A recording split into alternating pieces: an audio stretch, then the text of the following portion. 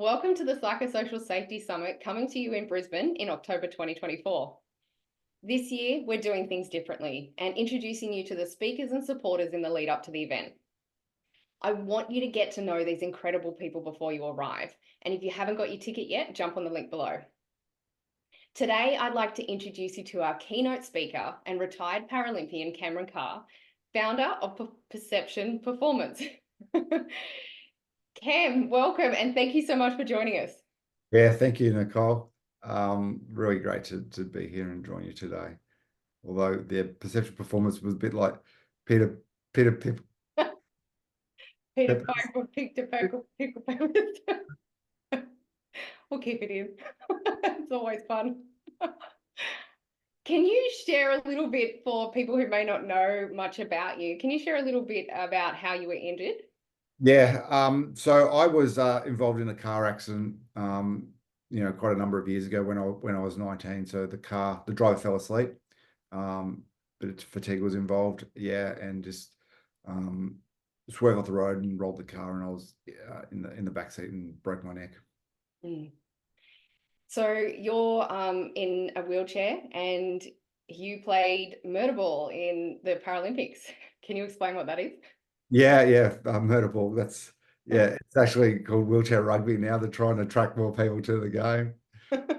But murder ball wasn't enticing for parents of newly injured kids. But yeah, I got involved in wheelchair rugby following my accident. I do use a wheelchair for mobility reasons. But yeah, got involved with wheelchair rugby and was fortunate enough to go to a couple of Paralympic Games. And you won a few times too, right?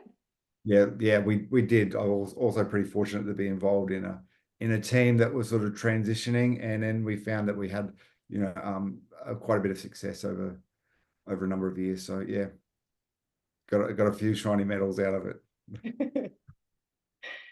And can you share a little bit about your work background and experience? Yeah, so currently now I'm working for a mining company, Anglo American, and we're managing the psychosocial hazards that we see every day in a work environment. And how long have you been doing that for? So I've been with Anglo for about 5 years, following my retirement from wheelchair rugby. Mm-hmm. Or retirement or forced retirement from my wife. She told me to go and get a real job.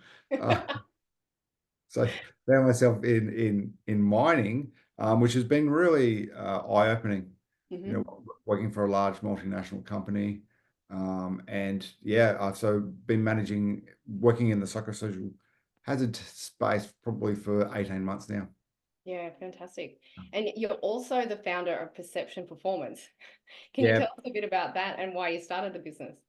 Yeah, look, one of the things that we see on a day-to-day basis is how individuals and leaders struggle, in terms of navigating hazards and performance. So Perception Performance was sort of founded out of my um, desire, or, I really enjoy working with individuals and challenging their norms and getting to think about how they can tackle or approach obstacles with a different lens. Mm. We work with individuals all the way through to leaders and sort of coach them through things, I suppose. And what's the best way for people to connect with you or find out a bit more about it? I do have a website called Perceptive Performance. So yeah, you can flick me an email or I don't think my phone number's on there. I'm not like yeah, general email through the website. Fantastic. And can you share a little bit about what you're going to be talking about at the summit? Just a little high-level teaser for us. Yeah, so I'm really excited about the summit and going to be talking about the psychological impacts that sort of happen after a traumatic event or incident. We always focus on the physical aspect, but yeah, it's especially in the role that I'm sitting in now. You see those psychological challenges that pop up, and managing those and the hazards that sort of are created when sort of returning someone to the workforce following a traumatic injury. Mm.